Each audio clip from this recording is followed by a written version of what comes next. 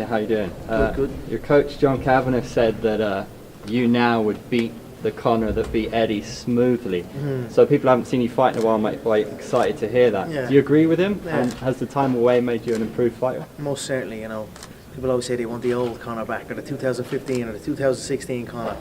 And don't get me wrong, that was a masterful performance against Eddie. It was probably the best championship performance in UFC history. On the New York debut, and there's so many great things with that, but he is correct. I would beat that man that beat Eddie that night, so I'm in a great spot, and I'm moving well. Why Donald Cerrone though? Like, why made you decide to come back to face him? Me and Donald have had a history for many years, right? It's been a fight that's been rumored and it was gonna happen, and then the Diaz fight happened, and we just have a history together, me and Donald. It's an inevitable bout. He's had some phenomenal records under his belt. Most fights, most rounds, most head kick knockouts, most bonuses. He's deserving of this opportunity. For me though, the opponent was not necessarily. You saw when I went to Russia, I announced the date. I announced my date. January. I said I will be back January 18th. Ask the UFC who the opponent is, and then they came with Donald, and I was very happy with it. I'm very excited to fight Donald, and it's the beginning of a good stretch of solid activity. Anything in his style that brings you a challenge? Well, he's definitely a tricky customer, Donald is. You don't get all those records. You don't have the most wins in UFC history without posing threats. So, they'll say 170 will be a bit bigger and that. And I'm excited about it, but I'm confident also. We all know how Donald and his wife will celebrate the fight, but how will you celebrate if you win, and what will you do if you lose? How will Donald and his wife celebrate? You said you know how. With the red panties. Oh, right, with the red panties. Jesus, young lad. Yeah, they'll celebrate that win or lose anyway, do you know what I mean? So, I'm going to have a good night. I've abstained from my Pro 12 whiskey for a good while now, I think 5 or 6 months now. It must be at this stage. It feels like 5 or 6 years, but but I'll have a good night and a few sips, and then spend the next day with my family and the kids, and then just regroup and get back into training. So. Do you still planning to meet red panties every night for me? Even if I'm not funny. Do you still planning meet Khabib to take revenge in Moscow this year? Yes, I think that will be such an amazing spectacle for the sport, right? To settle it in Moscow. The people out there are great. The Russian people, a lot of support out there. It will be a high energy, high octane bout. A lot of history, a lot of passion. I think it would be movie material. So I think we must do that for the game. You've had some of the most iconic post-fight speeches in the game. Nate had a pretty good one when Jorge was cage-side with the BMF belt. Jorge's going to be cage-side again for you. Does that add a bit of spice to you? No, I don't know. I don't really plan these things. I'll just roll with it and see what happens, But Jorge's nothing. Nada. You've accomplished so much in your career, and a lot of records as well. Is there anything else that you want to accomplish, that you really need to accomplish? Yeah, of course. Well, I'm setting up for another record now on Saturday night, and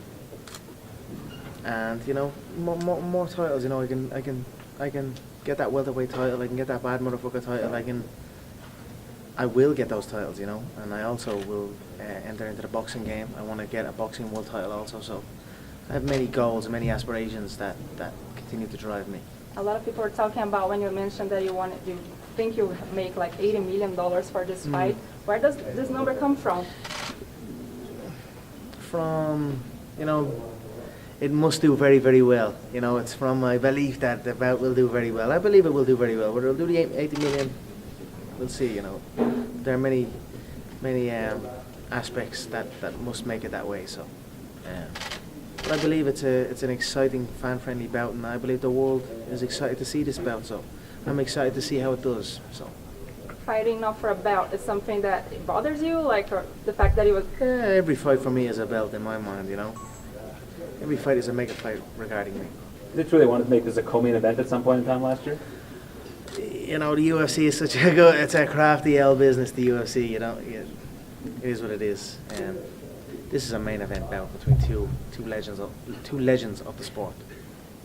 It's not quite a Mystic Mac or even a clairvoyant cowboy, but he said he wants a head kick knockout in the 4th round. He wants it. He's not predicting it, so Yeah. it's different.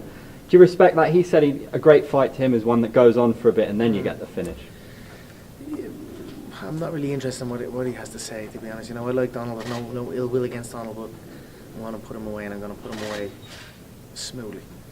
Fighting somebody without that bad blood, you know, the process building up to the fight is something that is kind of relief. No. You know? It's the same thing. A fight's a fight. I'm going to get in there. Whether it's bad blood or good blood, it's blood. It's a fight, you know. So I'm excited to be back and excited to perform on Saturday night. Since this fight's at 170, where do you think it puts you in the welterweight division if you get a win here? Right? Yeah, well, is a fight with Usman Yeah. in your crosshairs? We call the shots here, you know. We can call the shots. With activity, the UFC are very pleased that I'm back, you know, and the ESPN is very pleased that I'm back, and so I'm going to go in and put on an impressive performance and go from there. There have been some names that have emerged since your last fight, like Israel Adesanya and some other fighters that have, you know, really made a nice name for themselves. Is there anybody that you've been watching that you've been particularly impressed Yeah, with? I've been impressed with Israel. He's with our management stable at Paradigm Sports Management. We have him. You know, he's doing very well. Yeah. I went a mega event in Australia. He stole the show. Yeah, some good guys. Very excited. Very exciting times in the game, and I look forward to kickstarting 2020 in the most exciting way. Although I was saying that last time he saw you was at the Red Rock here in Las Vegas. You guys were actually in rooms that were close to each other. And he was very surprised that you actually thought that he won that fight. If he takes the belt at 135, do you think he could be a possible opponent? Yeah, oh, you never know. Aldo's coming back at me. Maybe if he wants it.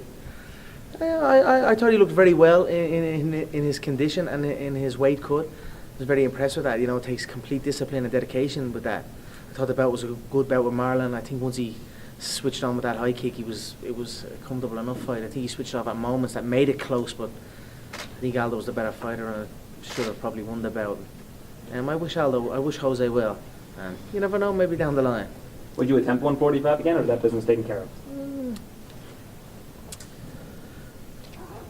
I don't know. You know, I'm in a great spot not having to cut weight right now, so it's easy for me to say, oh yeah, I'll do it. But when you're cutting weight, it's tough. You know, like I said, that's why I had immense respect for Jose, and I knew the media were saying he's cutting too much weight and this, that, and the other. But I knew by his physique and his body that he'd put immense work into that, and I have an understanding of it because I know what it feels like. So I'll never say never. You know. This fight at 170 is very progressive because nobody's cutting weight. And it seems like a lot of the fighters. I'd say Donald has a little bit to cut. Mm-hmm. I'd say Donald's cutting a bit. Do you think a lot of fighters, though, at 155 that might not necessarily be in title contention next, or that maybe even are in title contention, should get the opportunity to fight at 170 if the weight cut is a problem? Keep their longevity? Yeah, that would be no problem. That is no problem. It's just people don't want to do it. People don't want to do that. You must remember, before I went up and won that second world title, no one would even move a division. And then all of a sudden, everyone just wants to give it a shot. Those that were brave enough, but for the most part, people don't want to take these risks and these chances. And I am not that person. So I always take risks. I always look to climb, and that's where I am now. So 2 more questions. You'll know that quote about silk pajamas. When you've accumulated as much wealth as you have, what is it you love about this game that keeps you coming back, that keeps you wanting to graft? You know, I just love being in prime physical condition. It strengthens my mental. Also, being fully conditioned and prepared to fight. And I just love the energy. You know, it's been a while since I've been in the arena, and I look forward to stepping back inside that arena once again. Final question. You said once, before even becoming the champion of the UFC, that what defines us is how well you rise after falling. Is that a quote that is still true nowadays? Like, you're coming back after that loss to Khabib is something that is still true for you? Yeah, of course. You know, I've came back. I came back before, right after the Diaz loss, and I proved to everyone, I showed everyone what a fully focused Conor can do. It's like sometimes when I get it all, I've got to give it away for me to want to get it again. So maybe that's where I am right now. But I'm in a great spot. And I'll get this, and I don't think I'll give this up. So I'll etch my name in stone, even deeper on Saturday night. Thanks, Conor. Thank you. Appreciate you all. Thank you all.